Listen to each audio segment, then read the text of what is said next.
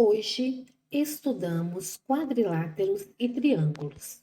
Agora, vamos testar nossos conhecimentos resolvendo as atividades a seguir do Plano de Estudos Tutorados, volume 3, semana 4. Questão 1. A figura abaixo mostra a planta de uma casa com a vista de corte de um telhado. O triângulo retângulo destacado no telhado está fora de escala. O lado maior desse triângulo, conhecido como hipotenusa, mede 5 metros, e os outros lados, conhecidos como catetos, medem respectivamente 1,4 metros o cateto menor e 4,8 metros o cateto maior. Considerando esses lados do triângulo retângulo destacado como alguma das madeiras que sustentam o peso das telhas, calcule o perímetro desse triângulo, ou seja, quantos metros de madeira são necessários, no mínimo, para formar essa parte do telhado. Então, nós temos um triângulo cujas medidas dos lados são 5, 1,4 e 4,8. Lembrando que perímetro é a soma das medidas dos lados de um polígono, essa estrutura ela tem perímetro de 11 metros e 20 centímetros. A madeira, que será o pendural ou altura do triângulo, deve ter exatamente quantos centímetros? Essa madeira tem 1 metro e 40 centímetros. Para transformar metros em centímetros, eu multiplico a unidade medida por 100. Cada 1 metro tem 100 centímetros. Então, essa madeira ela deverá ter 140 centímetros. Qual é a área desse triângulo em metros quadrados? Área é base vezes altura, divididos por 2. A base mede 4,8. Altura, 1,4. 4,8 vezes 1,4, 6,72. Divididos por 2, 3,36 metros quadrados. Qual a área desse triângulo em centímetros quadrados? Cada 1 metro quadrado tem 10.000 centímetros quadrados. Então, eu multiplico por 10.000, ou caminho com a vírgula 4 casas para a direita. Como eu já tenho 2 números após a vírgula, eu acrescento 2 zeros. Então, a área é de 33.600 centímetros quadrados. No projeto de engenharia, as duas madeiras dos catetos devem ser perpendiculares, ou seja, devem formar um ângulo reto de 90 graus. Um bom construtor de telhados sabe a importância da medida do pendural de sustentação, que é a altura do telhado. Vamos conferir o teorema de Pitágoras no projeto? De acordo com o teorema de Pitágoras, a hipotenusa ao quadrado é igual à soma dos catetos ao quadrado. A hipotenusa é o maior lado, que mede 5, e os catetos, os dois lados menores e perpendiculares, 1,4 e 4,8. 5 ao quadrado é 5 multiplicados por ele mesmo 2 vezes, 25. 1,4 ao quadrado é 1,4 vezes 1,4, que é igual a 1,96. E 4,8 ao quadrado, 23,04, ou 23 inteiros e 4 centésimos. 1 inteiro e 96 centésimos, mais 23 inteiros e 4 centésimos é igual a 25. 25 é igual a 25?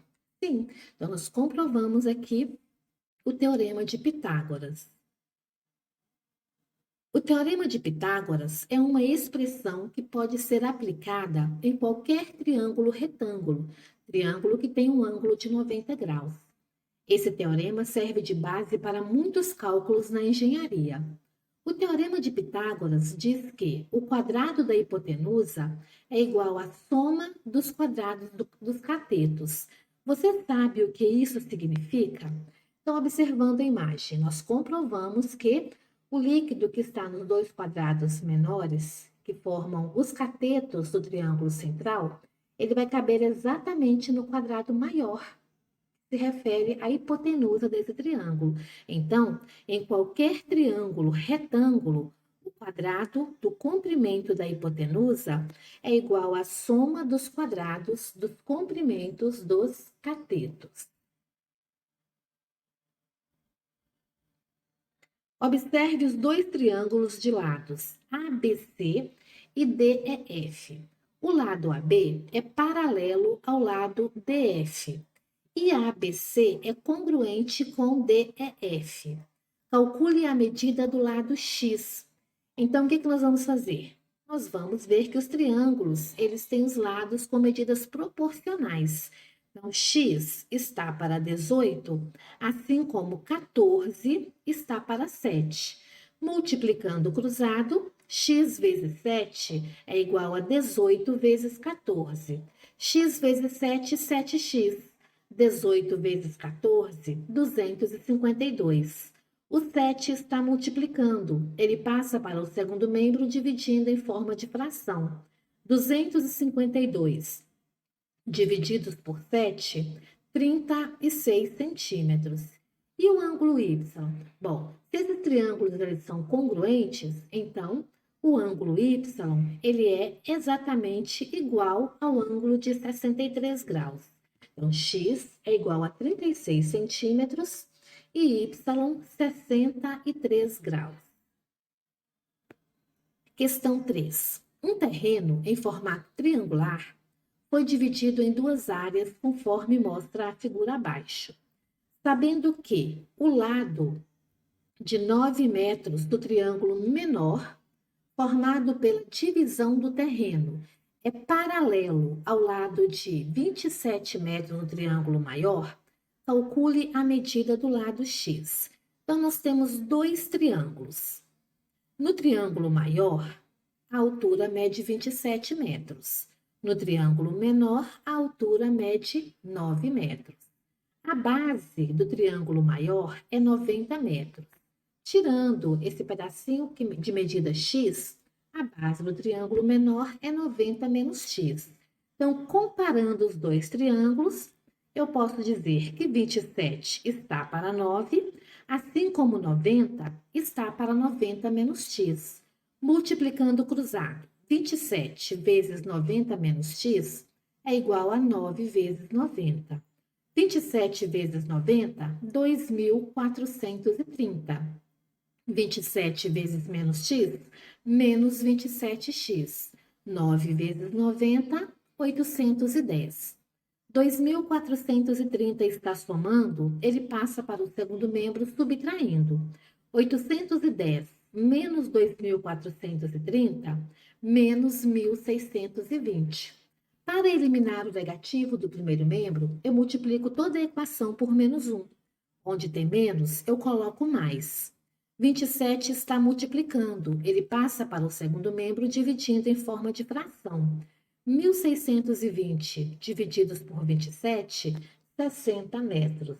Então, a medida do lado X é 60 metros. Questão 4. No espaço abaixo, desenhe um retângulo, vai ser na figura 1, com as medidas da base maior, 4 centímetros. Nós vamos posicionar a nossa régua de 0 até o 4, eu tenho exatamente a medida 4 centímetros. E lado menor ou altura, 3 centímetros. Então, eu vou medir de 0 até 3. Aqui eu tenho exatamente 3 centímetros. Vamos completar o quadrado. A base superior também é 4, a altura da direita 3. Depois, trace uma diagonal do retângulo e meça. Então, colocando a régua e traçando a diagonal, percebe-se que essa diagonal ela mede exatamente 5 centímetros. Faça a cota, ou seja, a medida da figura 1. Então, aqui nós temos, né? Base 4, altura 3, diagonal 5. A partir do vértice da base do retângulo, marque um ponto de distância 1,5 centímetros. Só para separar uma figura da outra. Eu vou deixar uma distância bem maior. Vamos iniciar a figura 2. Desenhe outro retângulo na figura 2, semelhante à figura 1, com as medidas dos lados duplicados e trace a diagonal do retângulo maior. Então, se a base da figura 1 é 4, o dobro de 4 é 8. Então, eu vou marcar do 0 ao 8 e traçar a base do meu retângulo. Se a altura da figura 1 é 3, na figura 2, o dobro de 3 é 6. Então, tirando a régua, vamos agora completar o nosso retângulo. A base superior é 8, a altura da direita é 8. Traçando a diagonal, nós percebemos que a diagonal do retângulo maior, ela mede exatamente 10 centímetros. Meça a diagonal do retângulo da figura 2 e responda o que você observou. Então, o que nós podemos observar? Que dobrando as medidas da base e da altura, a diagonal também dobrará. Era 5 e ela dobrou, passou a ser na figura 2, medida de 10 centímetros. Questão 5. Muitos objetos da vida real misturam os formatos de figuras geométricas planas de 2 dimensões, comprimento e altura, ou de figuras não planas, conhecidas como sólidos geométricos. Os sólidos geométricos possuem 3 dimensões: largura, comprimento e altura. Observe o cubo mágico. O cubo mágico é um objeto tridimensional, é um sólido geométrico. Ou os palitos de fósforos mostrados na figura abaixo. São exemplos de sólidos geométricos. Responda: se considerar todos os palitos de fósforo de mesmo tamanho da figura 1, quantos palitos foram usados para fazer os 3 quadrados? Então, nós podemos observar que foram usados 10 palitos. 4 palitos para o primeiro quadrado, com mais 3 palitos eu formei o segundo, 4 mais 3, 7, com mais 3 eu formei o terceiro. Então, ao todo, foram usados 10 palitos. Faça a experiência no piso da sua casa. Então, você vai pegar os palitinhos, pode pegar lápis, né, se tiver lápis todos do mesmo tamanho, para fazer a experiência. Depois, retire apenas 2 palitos de fósforo para formar apenas 2 quadrados no piso da cozinha. Então, retirar 2 palitos e deixar ainda, né? Eu tenho 3 quadrados, eu vou retirar 2 palitos e deixar 2 quadrados. Quais os palitos que eu devo retirar? Prontinho, agora eu tenho 2 quadrados. A figura 1 modificada mostra a vista de cima dos 3 quadrados formados como objetos no mesmo plano. Desenhe no retângulo abaixo como seria a vista de cima dos 2 quadrados que você formou no piso da cozinha. Então, o primeiro quadrado nós já temos aí na figura 1. E embaixo, né, quando eu retirei esses 2 palitinhos, eu tenho a vista de cima de apenas 2 quadrados que restaram na figura.